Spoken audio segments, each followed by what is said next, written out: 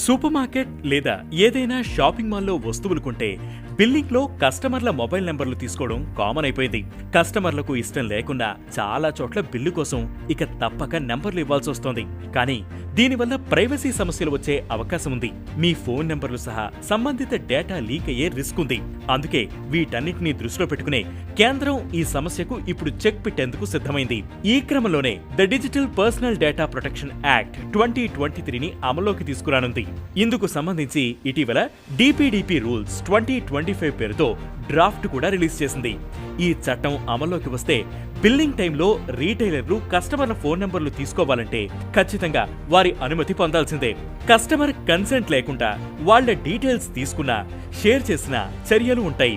Customer డేటాను తీసుకున్న company, store ఎక్సెట్రాను data ఫిడ్యూసరీగా, తన పర్సనల్ డేటా ఇచ్చిన వ్యక్తిని డేటా ప్రిన్సిపల్ గా ఈ చట్టం పేర్కొంది.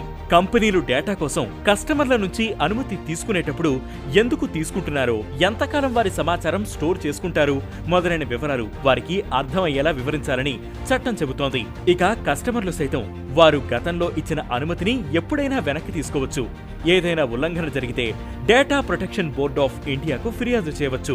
మొబైల్ నంబర్ ఇవ్వడానికి కస్టమర్ తిరస్కరించినా సరే వ్యాపారులు తమ సేవలు అందించాల్సిందేనని, రిజెక్ట్ చేయడానికి ఉండదని చట్టం స్పష్టం చేస్తోంది. కస్టమర్లకు సమాచారం అందించేందుకు మొబైల్ నంబర్లకు బదులుగా రీటైలర్లు ఈమెయిల్స్, ఫిజికల్ కాపీలను అందించవచ్చని సూచిస్తోంది.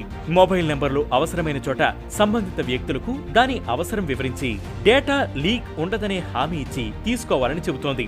అంతేకాదు కస్టమర్ల అనుమతితో కంపెనీలు మొబైల్ నంబర్లు సహా పర్సనల్ డేటా తీసుకున్నా వాటిని 3 ఏళ్ల వరకు స్టోర్ చేసుకోవాలి. ఆ టైం దాటినా లేక కస్టమర్ ఈలోపు తన కన్సెంట్ రద్దు చేసుకున్నా ఆ డేటా అంతా డిలీట్ చేసేయాలి. ఈ చట్టం అమల్లోకి వస్తే కస్టమర్లు తమ ప్రైవసీని కొంతవరకు కాపాడుకోవచ్చని విశ్లేషకులు చెబుతున్నారు.